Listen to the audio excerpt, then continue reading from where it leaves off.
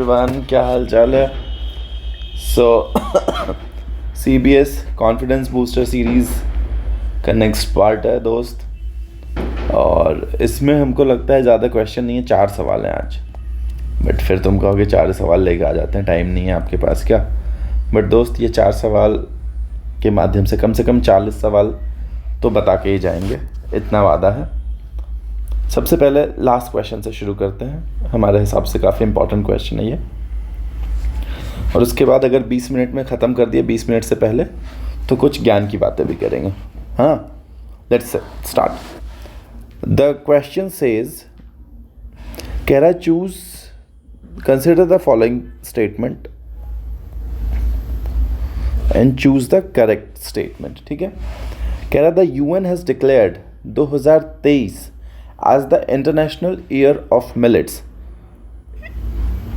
This is true statement। अगर आप rocks के पास नहीं रहते हो तो आपको ये चीज़ अभी तक पता हो गई होगी कि ये सही कहानी कह रहा है।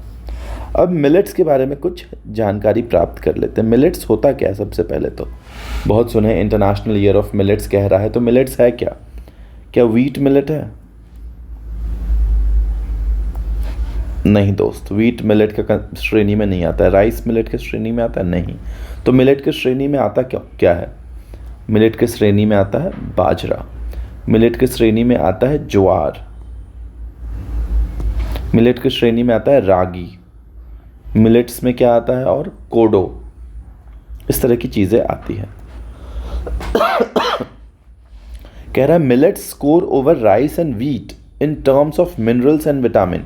मतलब कह रहा है मिलेट्स में मिनरल्स और विटामिन्स ज़्यादा पाए जाते हैं। मिनरल्स एंड विटामिन्स, कुछ लोग विटामिन्स भी बोलते हैं, ज़्यादा पाए जाते हैं in comparison to rice and wheat. Is this a true statement? Yes my dear, this is also a true statement. So first statement is also true, second statement is also true. कह रहा है choose the correct statement. So both of the statements are correct. ठीक है, यहाँ पे रुकना ठीक नहीं होगा। आपको एक चीज़ और बता दें, आप ई रूपी के बारे में ज़रूर थोड़ा सा पढ़ लीजिएगा। हमको लगता है ई रूपी थोड़ा इम्पोर्टेंट है परीक्षा के पॉइंट ऑफ व्यू से। ठीक है, आगे ऊपर वाले सारे क्वेश्चंस हिस्ट्री के हैं। कह रहा है consider the following statement and identify the person being talked here. कह रहा है दो स्टेटमेंट्स दे रखी हैं। कह रहा है इनको कंसिडर करें, पढ़ें और बताएं कि किस इंसान के बारे में बात हो रही है।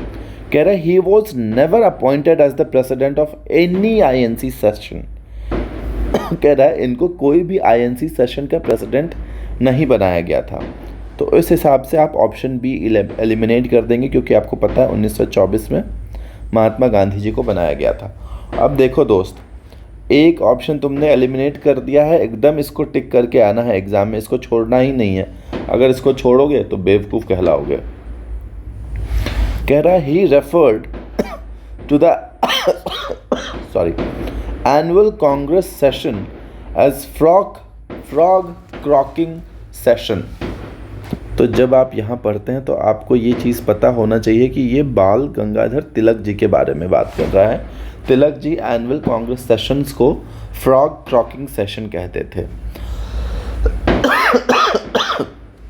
And you must be surprise to know कि this fellow Tilak, Bal Gangadhar Tilak, was never appointed as the president of INC session. जब सूरत स्प्लिट हुआ था 1907 का, सूरत स्प्लिट, आई होप आप सबने पढ़ रखा होगा। जब सूरत स्प्लिट हुआ था 1907 में, तो जो स्प्लिट हुआ था उसका एक रीज़न उस INC सेशन का प्रेसिडेंटशिप भी था, और बाल गंगाधर तिलक को उसका प्रेसिडेंट बनाया जा रहा था एक्सट्रीमिस्ट्स के द्वारा।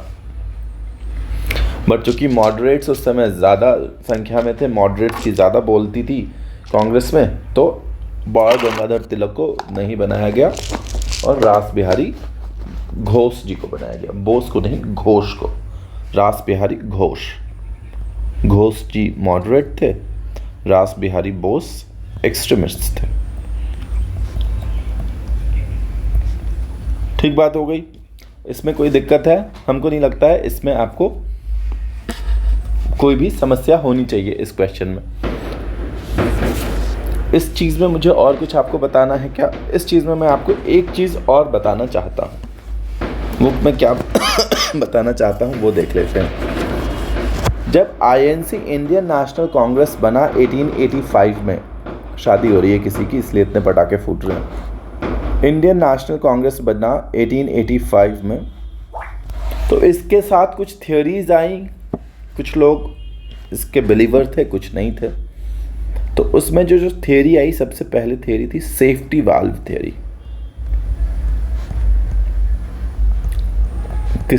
कौन इसके प्रोपोनेंट थे, किसने दिया था? तो इस भाई साहब ने दिया था, लाला लाजपत राय ने दिया था। Lala Lajpat Rai. Frog croaking session किसने कहा था? बाल गंगाधर तिलक ने कहा था। सेफ्टी वाल्व थ्योरी किसका था? आईएनसी का, लाला लाजपत राय का।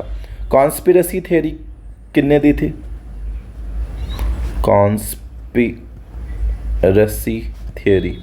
कॉन्स्पिरेसी थ्योरी दिया था आरपी दत्त ने, रजनी पालम दत्त। सिमिलरली एक बहुत ही साइंटिफिक आदमी था, लाइटनिंग कंडक्टर थ्योरी।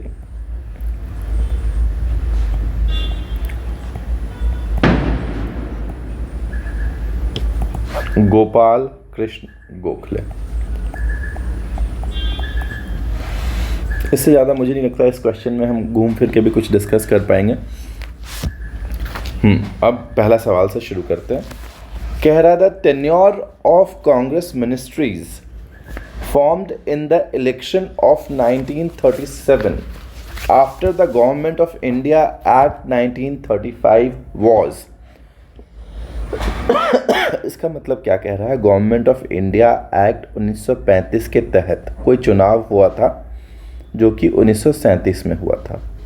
इसके बाद कांग्रेस की सरकार बनी थी, कांग्रेस की मिनिस्ट्रीज़ बनी होंगी बहुत सारे स्टेट्स में।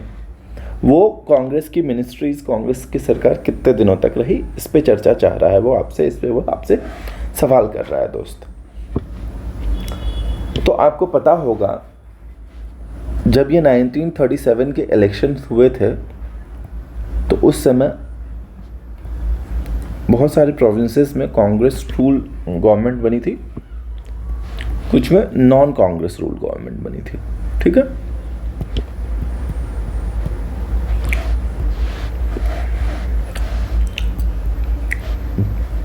कांग्रेस रूल में दोस्त आ जाएगा Madras, Bombay,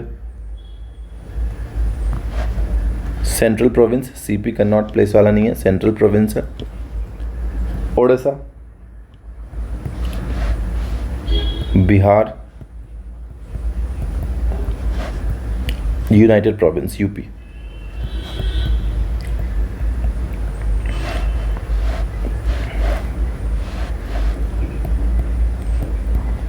north west frontier province and Assam. यहाँ पे जो इनकी सरकार बनी थी वो कोलिशन की सरकार थी। ठीक बात हो गई। सिंध, पंजाब, बंगाल। पंजाब में किसकी सरकार बनी थी? पंजाब में सरकार बनी थी यूनियनिस्ट पार्टी की, यूनियनिस्ट पार्टी। बंगाल में किनकी सरकार बनी थी? बंगाल वॉज का again a coalition government, Muslim League, KPP, Krishak Praja party, कृषक प्रजा पार्टी। ठीक बात हो गई। जब बिहार हम पढ़ रहे हैं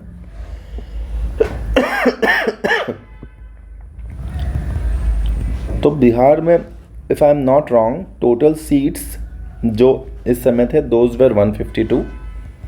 इंडियन नेशनल कांग्रेस ने उस समय कंटेस्ट किए थे 107 and INC one if I am not wrong, correct me if I am wrong, 95। अगर ये डेटा थोड़ा सा भी वेरी करता है मेरे दोस्त तो रोहित भाई ने जो बताया होगा वो सही डेटा होगा।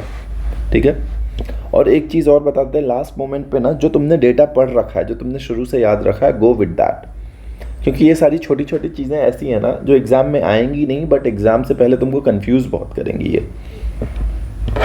ठीक है, तो इसलिए आप उसमें उतना दिमाग नहीं लगाएं।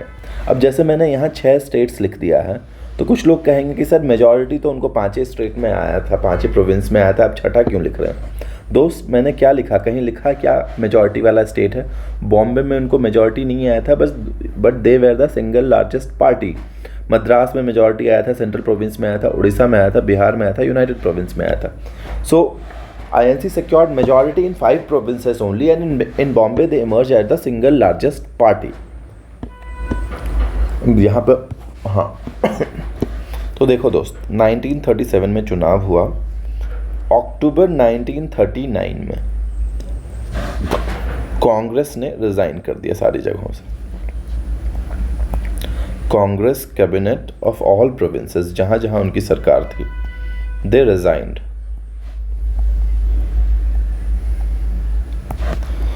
जिन्ना भाई साहब, मोहम्मद अली जिन्ना ने भी चुनाव कंटेस्ट किया था, और सिर्फ एक जगह देखोगे बंगाल में, वो भी विथ कोलिशन विथ कृषक प्रजा पार्टी उनकी सरकार बनी। जिन्ना जी काफ़ी खुश हुए इस चीज़ से, और मुस्लिम लीग ने, इंडियन मुस्लिम को उन्होंने कहा कि आप इस डे को, विच डे, 29 दिसंबर 1939 को आप सेलिब्रेट करें एज डे ऑफ डिलीवरेंस। क्या बोला? 29 दिसंबर 1939 को आप सेलिब्रेट करें डे ऑफ डिलीवरेंस। तो जब कभी भी आपको सवाल आया डे ऑफ डिलीवरेंस क्या है, तो डे ऑफ डिलीवरेंस जो है, जिस समय 1937 के चुनाव के बाद जब कांग्रेस कैबिनेट के मंत्रियों ने रिजाइन कर दिया after ruling over a certain period of time, that time Jinnah Sahab asked the Indian Muslim to celebrate that particular day as day of deliverance. ठीक है, this is 22nd December if I am not wrong, 22nd December। तो अब हमको ये बताना है कि election से लेके उनके रेजिग्नेशन तक कितना ड्यूरेशन था। So that was 28 months का ड्यूरेशन।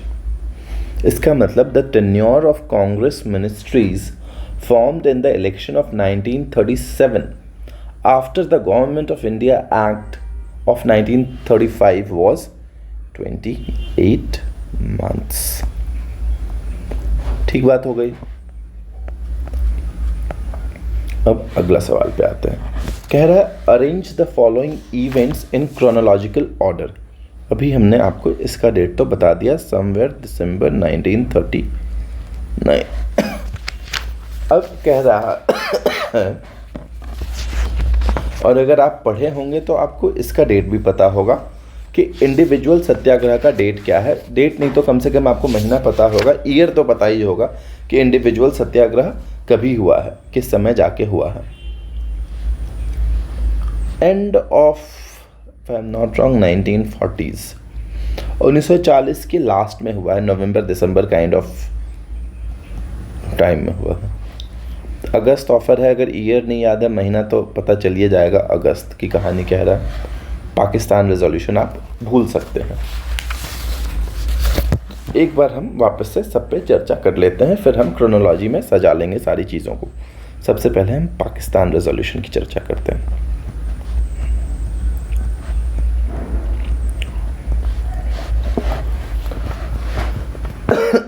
मुस्लिम लीग ने एक रिजोल्यूशन पास किया अपने लाहौर सेशन में। Muslim League in its Lahore session, March 1940s। March 1940 में मुस्लिम लीग ने लाहौर सेशन में एक रिजोल्यूशन पास किया, जिसमें उन्होंने कहा कि जोग्राफिकली कॉन्टिग्यूअस एरियाज़ जो हैं जहां मुस्लिम मेजॉरिटी में है, मुस्लिम इज इन मेजॉरिटी, उन एरिया की ग्रुपिंग होनी चाहिए। वो कौन कौन से एरिया थे? नॉर्थ वेस्ट, ईस्ट, उनकी ग्रुपिंग करो और इनको इंडिपेंडेंट स्टेट्स डिक्लेयर करो।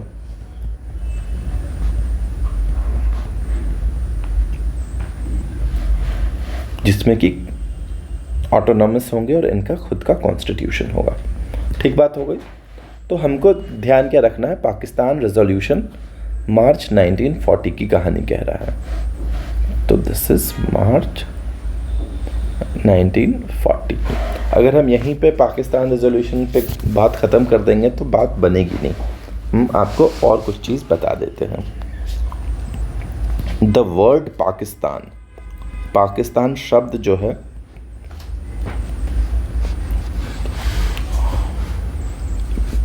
ये किसको क्रेडिट दिया जाता है, चौधरी रहमत अली जी को।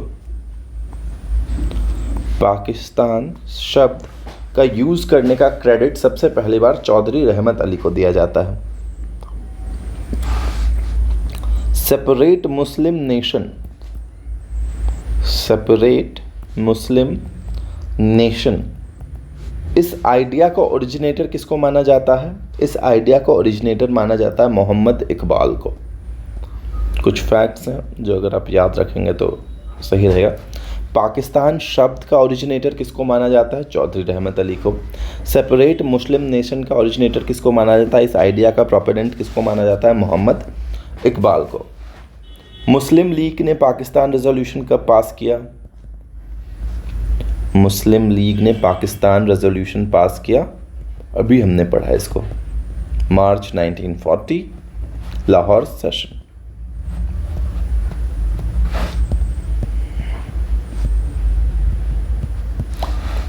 ये जो पाकिस्तान रेजोल्यूशन था मेरे दोस्त, इसको ड्राफ्ट किसने करा था, this was drafted by Sikandar Hayat Khan.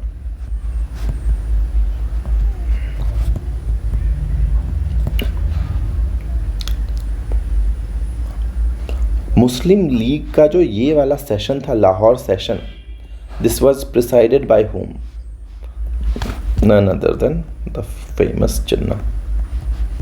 ठीक है, अब जाके मुस्लिम लीग की बात, पाकिस्तान रेजोल्यूशन पे जो हमारा चर्चा था वो ठीक ठाक ख़त्म हो गया दोस्त। अब हम अगस्त ऑफर की बात करते हैं। अगस्त ऑफर कभी हुआ होगा, अगस्त 1940 में। वाइसराय कौन, लिन लिथगो। लिन लिथगो जी ने यहाँ पे अनाउंस किया कि हम डोमिनियन स्टेट, अगस्त ऑफर क्या है, एक ऑफर है किसको, इंडिया को। किस चीज़ के लिए, 1940 वर्ल्ड वार शुरू हो गया, वर्ल्ड वॉर में पार्टिसिपेशन चाह रहा होगा, उसके लिए एक लॉलीपॉप है। तो ये कह रहे हैं डोमिनियन स्टेटस दे देंगे हम आपको। इंडिया कभी अपना डोमिनियन स्टेटस के चंगुल से बाहर आके कंप्लीट इंडिपेंडेंस पे शिफ्ट हो गया है मेरे दोस्त। 1928 से 1929 मोतीलाल नेहरू, जवाहरलाल नेहरू, पूर्ण स्वराज। इंडिया पूर्ण स्वराज की बात 1929 में कर रहा है और ये अगस्त 1940 में आके डोमिनियन स्टेटस की कहानी कह रहे हैं। और भी कुछ छोटी छोटी बातें उन्होंने कही। वाइसराइज एग्जीक्यूटिव काउंसिल का एक्सपेंशन करेंगे जिसपे मेजॉरिटी ऑफ इंडियंस होंगे। आपको लगता है ये सारी लॉलीपॉप से इंडिया को कुछ फ़र्क पड़ने वाला है, तो इंडिया ने आउटराइटली इस चीज़ को रिजेक्ट कर दिया। कहाँ से हम कहाँ चले गए। इंडिविजुअल सत्याग्रह पे भी थोड़ा सा चर्चा कर लेते हैं। आप सभी को पता है इंडिविजुअल सत्याग्रह क्या था। गांधी जी नहीं चाहते थे कि हिटलर के अगेंस्ट जब क्या कहते हैं ब्रिटेन और हिटलर आमने सामने लड़ रहे हैं, तो गांधी जी नहीं चाहते थे उस समय हम ब्रिटिश सरकार के खिलाफ कोई मूवमेंट करें। तो उन्होंने, लेकिन symbolically he wanted to show his that he is not with the side of British. तो उन्होंने सिम्बॉलिकली इंडिविजुअल सत्याग्रह अनाउंस किया, जिसमें पहला आदमी बनाया विनोबा भावे को, दूसरा आदमी बनाया जवाहरलाल नेहरू को, तीसरा आदमी जो परीक्षा में आ गया था, आप हमको बताएंगे किसको बनाया। ठीक बात हो गई। वो कभी था वो हमको लगता है नवंबर दिसंबर 1940s में होगा। तो अगर आपसे इसका सही जवाब पूछा जाए, 1, दूसरा, तीसरा, चौथा, 1 2 3 4 सीक्वेंस की बात कह रहा है, यानी ये ए इसका सही आंसर हो जाएगा। आई होप आपको कुछ नया सीखने मिला होगा। नहीं मिला होगा कम से कम रिवीजन ज़रूर हुआ होगा। अगर नहीं हुआ होगा तो कमेंट करिएगा, हम 50 सवाल ले आएंगे आपके लिए, वो आंसर पढ़ के चल जाएंगे, हमको कोई दिक्कत नहीं है, ठीक है। All the best, study well दोस्त, बाय फॉर द डे।